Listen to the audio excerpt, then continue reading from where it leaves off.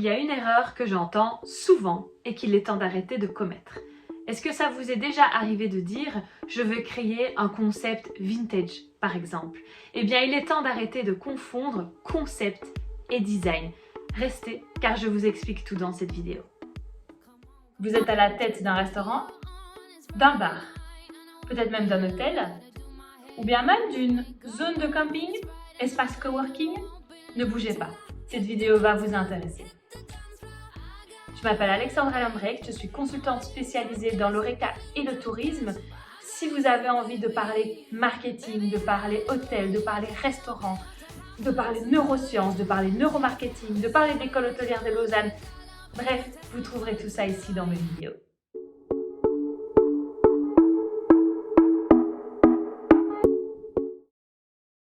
Je suis en train de travailler sur un gros projet et j'ai eu une discussion avec mon client concernant son projet, le concept qu'il faut développer.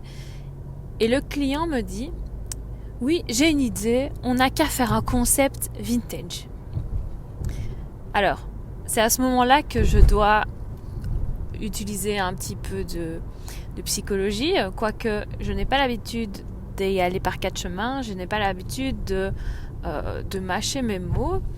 Et je vais généralement droit au but, je dis ce que je pense pour essayer de faire gagner du temps à tout le monde, et à moi y compris.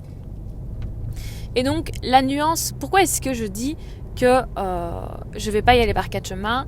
En fait, ce que mon client me dit, quand il me dit on va faire un concept vintage, ce que mon client voit dans sa tête, ce sont des fauteuils anciens, un peu comme des Chesterfield par exemple.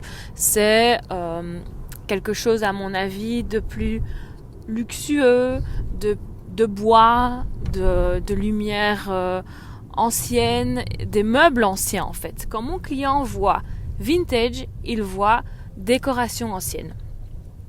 Et en fait, là où c'est complètement faux de penser dès le départ comme ça, c'est parce qu'en fait, quand on crée un concept horeca, donc un hôtel ou bien un restaurant ou même un bar, on pense devoir démarrer par le design intérieur.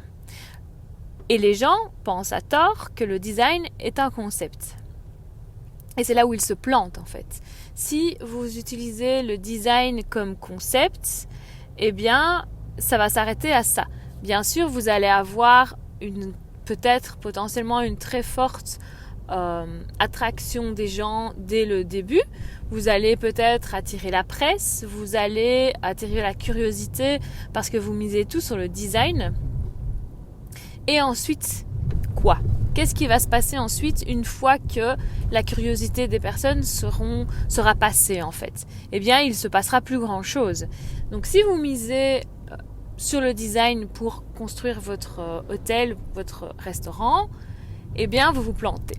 C'est pas compliqué, c'est pas comme ça qu'on démarre, on commence pas avec la partie design. D'ailleurs, j'ai même envie de vous dire, vous donner un bon tuyau de conception d'établissement. Le design vient à la toute fin, quasiment. Allez, quasiment à la toute fin.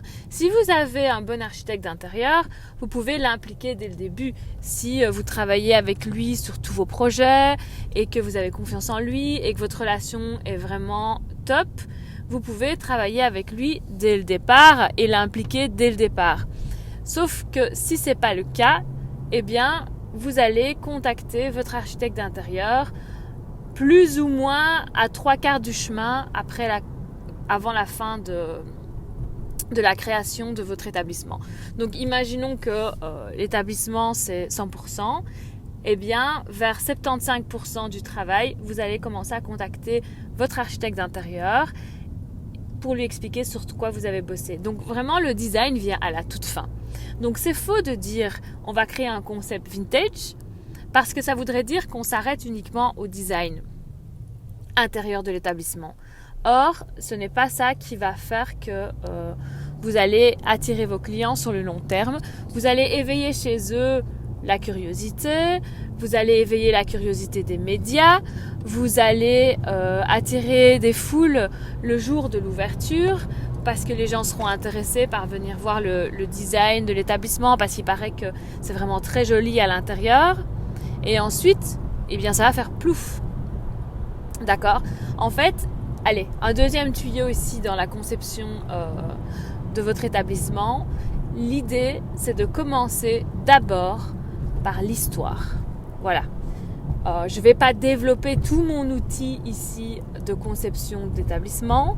C'est pas le but. Le but, c'est juste que vous sachiez qu'en fait, si vous parlez du design intérieur, vous êtes déjà dans les étapes beaucoup plus loin de la conception d'un établissement. Ce n'est pas par ça qu'on commence. Donc, dire le concept va être vintage, eh bien, c'est faux. C'est pas un concept. Le vintage n'est pas un concept. Vous n'avez rien inventé. Vous avez juste parlé des meubles que vous voulez voir dans votre établissement. C'est tout ce que vous avez fait. Bien sûr, ne me faites pas dire ce que je n'ai pas dit. Bien sûr que l'agencement, les meubles, les couleurs, bien sûr que tout ça va faire partie de votre établissement, que ça va servir en fait, voilà, ça va servir au concept que vous allez créer. Bien sûr, si vous créez un concept de fast-food, vous n'allez pas mettre des meubles vintage. Bien sûr que ça doit correspondre, bien sûr que les deux vont travailler ensemble, mais ce n'est pas la première étape. On ne commence pas la conception d'un établissement en disant on va mettre des meubles vintage. On commence la conception d'un établissement en disant quelle histoire va-t-on raconter aujourd'hui.